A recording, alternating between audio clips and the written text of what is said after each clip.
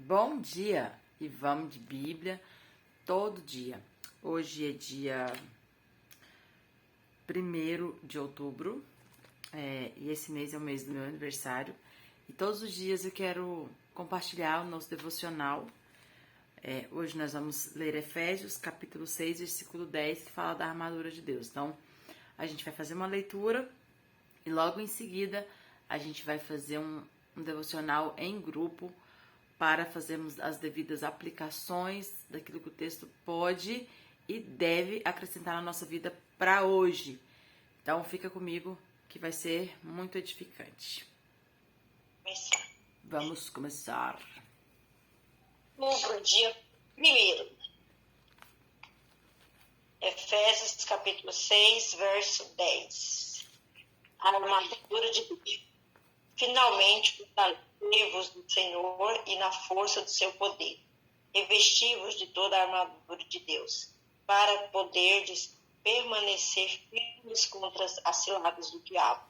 Pois não é contra carne e sangue que temos que lutar, mas sim contra os principados, contra as potestades, contra os príncipes do mundo destas trevas, contra as hostes espirituais da iniquidade nas regiões celestes. Portanto, tornai toda a armadura de Deus, para que possais resistir no dia mau, e havendo feito tudo, permanecer firmes.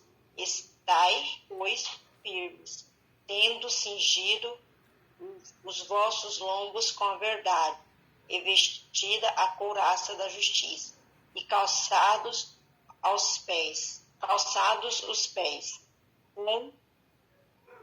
com a preparação do evangelho da paz, tornando, sobretudo, o escudo da fé, com o qual podereis apagar todos os fardos inflamados do maligno. Tomai também o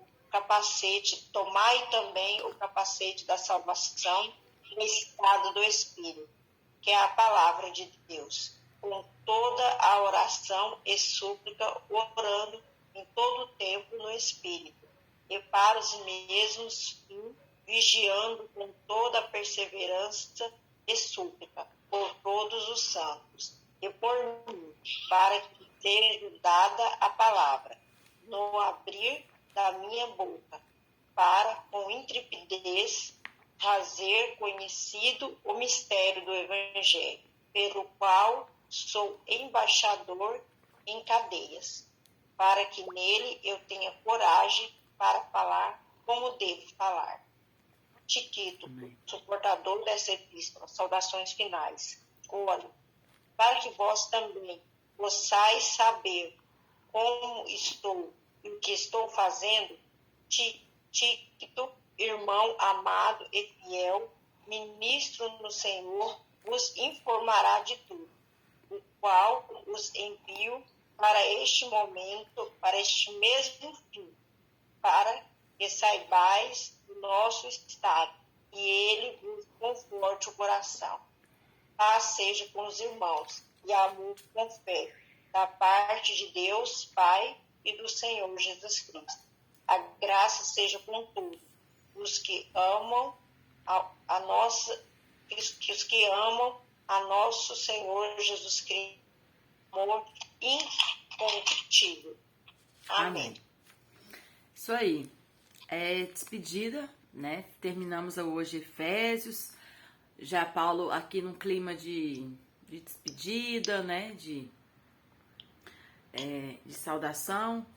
E aqui percebe que o começo do trecho começa com a palavra finalmente.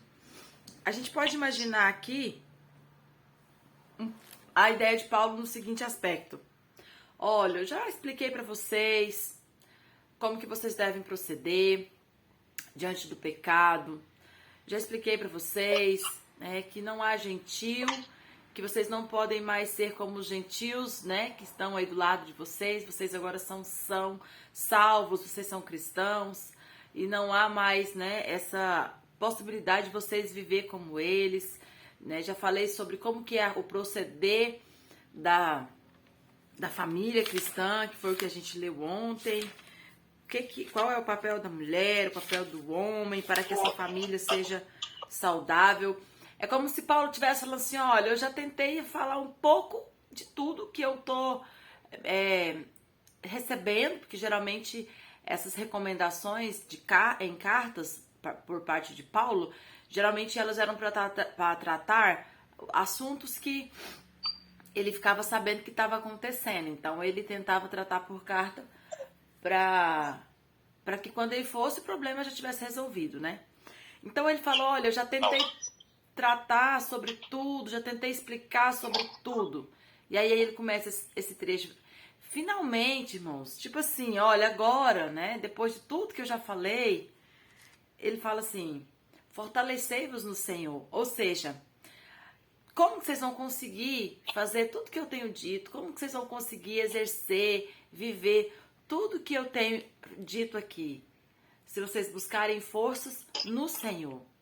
A força da vitória na caminhada cristã vem de Deus. É isso que Paulo está dizendo, olha, talvez vocês estejam achando difícil, talvez vocês estejam pensando, poxa, mas Paulo ensinou umas coisas muito difíceis, vai ser complicado viver assim. Paulo falou, olha, fortalecei-vos no Senhor, busca forças no Senhor. E aí ele entra para um assunto que é bem conhecido, que é sobre essa armadura de Deus. Ele faz alusão a uma armadura do exército, e ele aplica. Por que o exército, por que o soldado usa aquela armadura? Ele fala, tem um objetivo. Cada item da armadura tem um objetivo. E ele fala, olha, e para vocês, na fé cristã, na caminhada cristã, cada decisão, cada comportamento tem um objetivo, tem um porquê. E ele fala sobre essas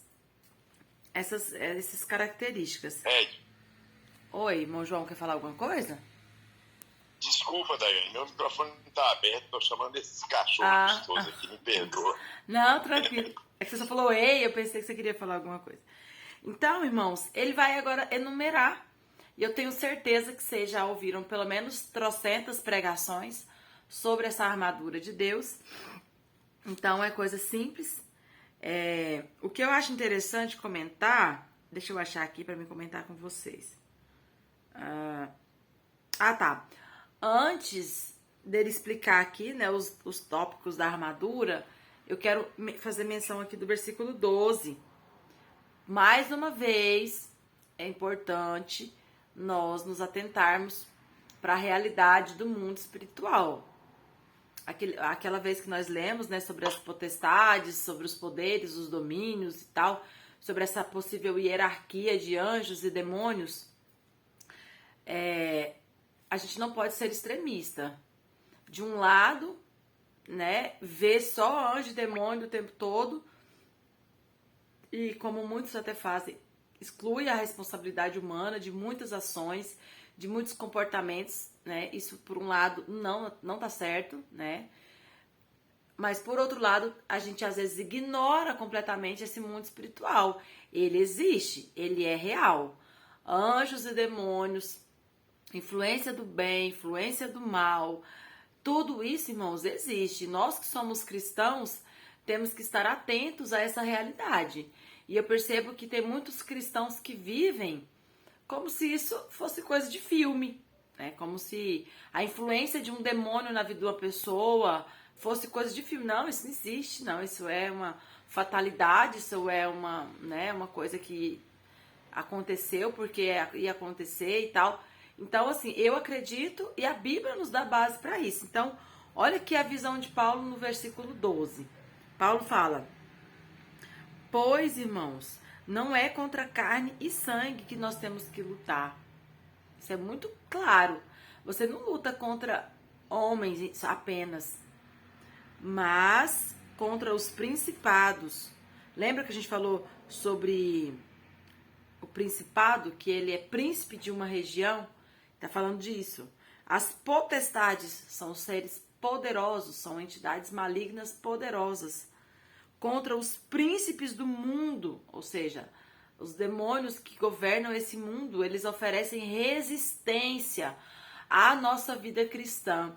Eles oferecem resistência a esse comportamento cristão que nós temos. E contra as hostes espirituais. Eu lembro que quando a gente falou sobre isso, eu falei sobre os demônios comuns, né? Os fraquinhos lá que tem um monte. Fraquinho no sentido de dizer que tem outros mais poderosos, mas é como se fosse tipo assim, tem a hierarquia e tem a ralé, né? E são essas hostes espirituais da iniquidade. Aonde que elas operam? Olha o finalzinho do versículo. Nas regiões celestiais. Então, nós não podemos ignorar essa realidade de que aquilo que acontece, né, nas regiões celestiais, que são invisíveis aos nossos olhos, são invisíveis aos olhos humanos, não é porque não vejo, não existe. Isso é sério, isso é importante da gente entender. Então, baseado nessa visão de Paulo, ele fala, ó, existe coisa, existe comportamento, existe atitudes que nós devemos tomar que vão refletir nessas regiões celestiais. E aí ele começa no 13, ó, tomai a armadura de Deus, para que possais resistir. Então aqui a visão de Paulo é que você tem que estar pronto para um ataque, né? Porque ele fala de resistência. Então a ideia é de que nós seremos atacados e precisamos oferecer uma certa resistência, uma certa capacidade de não ceder. Essa é a visão que eu tenho. E aqui ele fala sobre o dia mau, gente. É esse versículo aqui que eu sempre cito ele, ó. Para que possais resistir no dia mau. Esse dia mau, eu já pensei muito sobre ele. Eu já até comentei com algumas pessoas que às vezes eu fico pensando, será que o dia mau virá na vida de todos? Parece que tem pessoas que sofrem tantas, como que eu posso dizer, tantos ataques, né? Tantos dias maus, tantas tragédias, tantas derrotas, tantas lutas, né? A gente percebe pessoas que têm tantas lutas. E aí tem duas coisas que eu tento aprender sobre isso. Talvez o dia mau ele vai chegar na vida de todos. Mas talvez o dia mau chegue na vida de uma pessoa e a forma como essa pessoa lida com isso, a forma como ela vê o mundo espiritual, como ela reage, porque Paulo fala sobre a resistência, então é uma reação. Então, às vezes, a forma como ela reage faz com que esse dia, para ela, não seja um dia mau, mas talvez se fosse outra pessoa no lugar dela, seria um dia mau. Dá pra entender? Tipo assim, às vezes tem pessoas que vivem em lutas constantes. E às vezes outra pessoa, no lugar dessa pessoa, não encararia aquela dificuldade como uma luta. Então, às vezes, para ela não seria um dia mau. Porque depende de como ela resiste, de como ela recebe aquela situação. Dá pra entender o que eu tô querendo dizer? Balança a cabeça. Deu, né? Tá. Então, porque realmente essa questão, né, dessas lutas, do dia mau, ele chega. Mas parece que chega mais para algumas pessoas do que para outras, né? Vamos continuar, depois se alguém quiser comentar, a gente volta. E aí ele fala assim, ó, e depois que você tomar essa armadura, que você tiver preparada para resistir esse ataque, ele fala assim, e havendo feito tudo, ou seja, depois que não houver mais nada que você possa fazer, ficai firme. Fica firme, ó, sinal de firme, ó. Firme. Fique firme. Ou seja, vai vir ataque, vai ter bombardeio, vai ter luta, mas você tá pronto para resistir. A armadura faz com que você fique firme, com que você não caia. Aí ele vai citar, né, os itens. Ele fala, estai, pois, firmes. Aí agora vai explicar como que você fica firme. Cingindo os vossos lombos com a verdade. A gente imagina aquela... Era uma couraça, tipo um... Gente, quem quiser me ajudar, pode me ajudar. Porque o que eu lembro de cabeça dessa armadura é... Esse cingindo os vossos lombos... Era aquele X que ficava assim? Não, que lá é a couraça, né? O que era no ombro? a couraça mesmo. É a couraça da justiça. É aquela tipo um colete que cruzava aqui e tinha um apoio aqui no ombro. E esse colete basicamente protegia essa região aqui, né, do peito. E o que Paulo fala que protege, né? O que é essa couraça da verdade? Ele fala que é a verdade. E o que é a verdade? É a palavra que liberta, né? É o conteúdo da palavra. O conteúdo da verdade que liberta, que nos libertou dessa vida, né, do gentil, ela hoje pode também trazer essa proteção.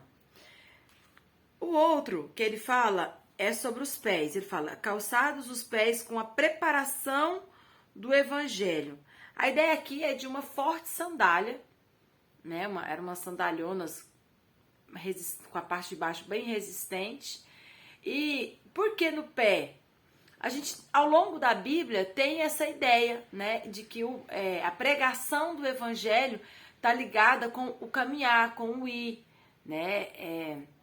Isaías faz alusão também, né? Conformosos são os pés daqueles que anunciam. Então, o pé, o andar, o ir, o levar essa mensagem é algo usado no decorrer da Bíblia. E Paulo usa essa imagem de que essa palavra que você recebeu, você tem que levar. E você vai usar o quê? O pé. Então, seu pé tem que estar preparado, seu pé tem que estar protegido com essa preparação do evangelho.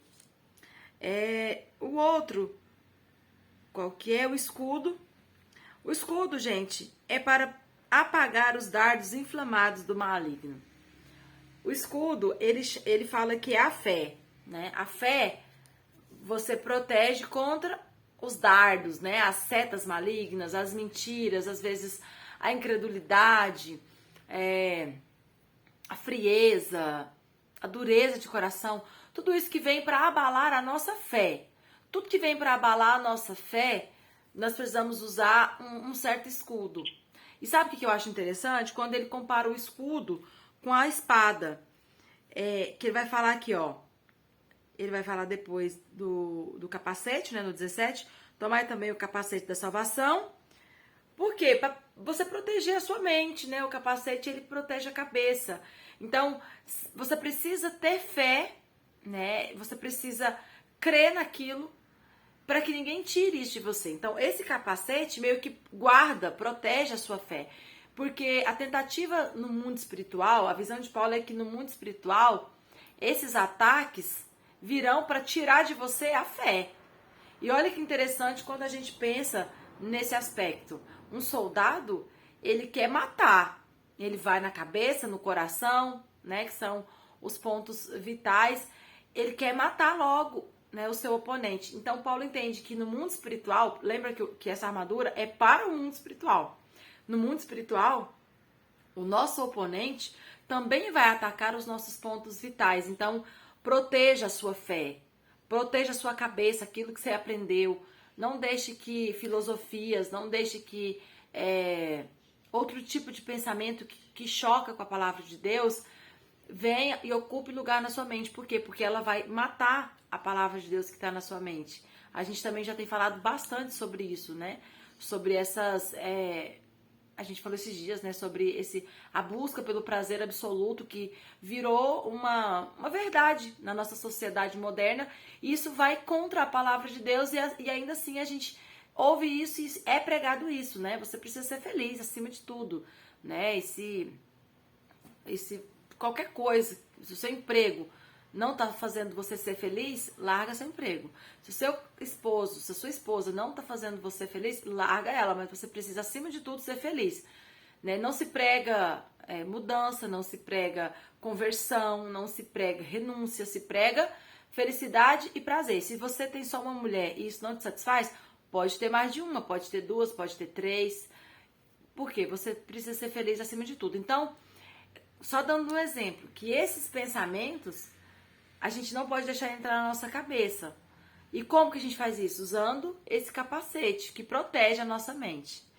E aí, o que eu falei que eu acho interessante comentar é que ele fala do capacete E ele fala do escudo e da espada. E a espada é o quê? A palavra.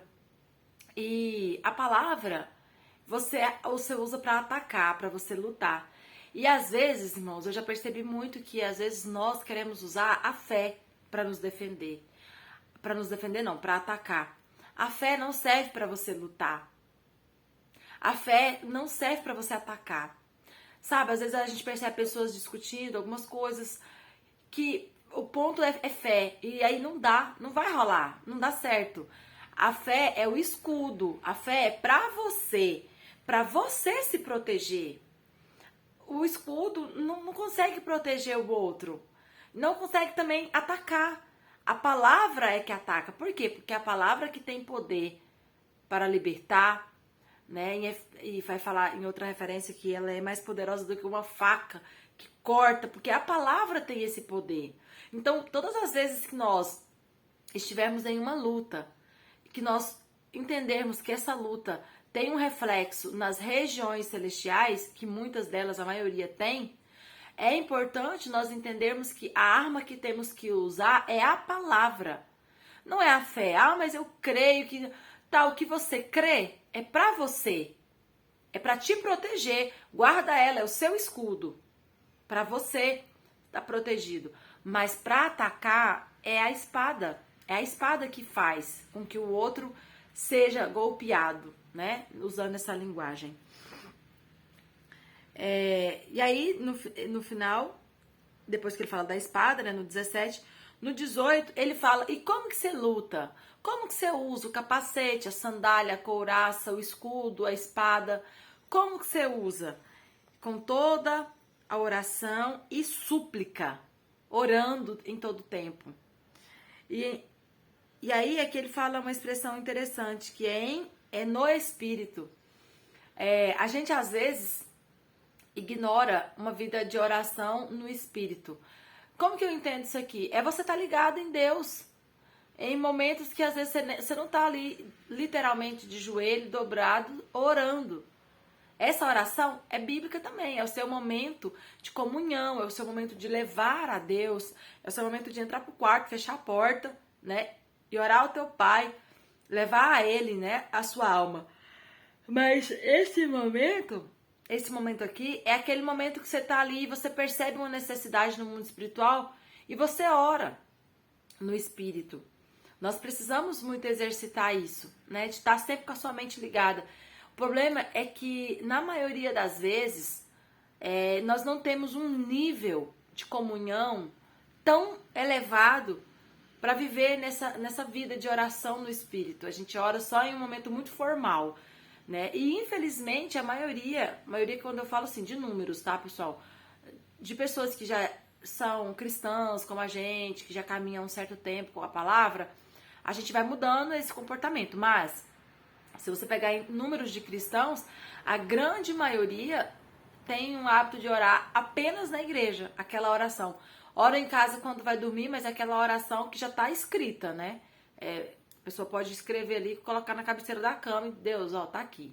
Obrigado pelo dia, pelo papai, pela mamãe, pela família e vai dormir. Então, essa oração essa oração no Espírito, ela exige de nós uma comunhão maior, né? Um relacionamento maior. O que mais aqui? Para quê? Para o mesmo fim, vigiando com toda perseverança e súplica por todos os santos. Ou seja, Paulo está dizendo assim, ó, fica ligado, porque as coisas não param de acontecer no mundo espiritual. No mundo espiritual sempre está acontecendo alguma coisa, embora você não esteja vendo. E é isso que Paulo está dizendo. E orem por mim, né, para que eu consiga continuar o meu propósito, para que Deus me use, para que me seja dada a palavra, não abrir da minha boca com intrepidez. Eu preciso continuar nesse propósito, porque Paulo entendia as resistências que ele também sofria. Aí, a última parte, ele vai falar de Tíquico.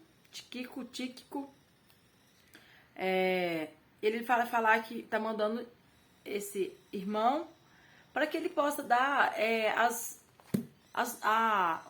atualizações de como Paulo está. Né, seria mais para contar acerca do que eles fizeram, como eles estão, né? O que tem acontecido. E aí no finalzinho, irmãos, eu quero fazer o último comentário, o versículo 24, que eu acho interessante sempre pontuar isso aqui. Ele fala assim: a graça seja com todos quem?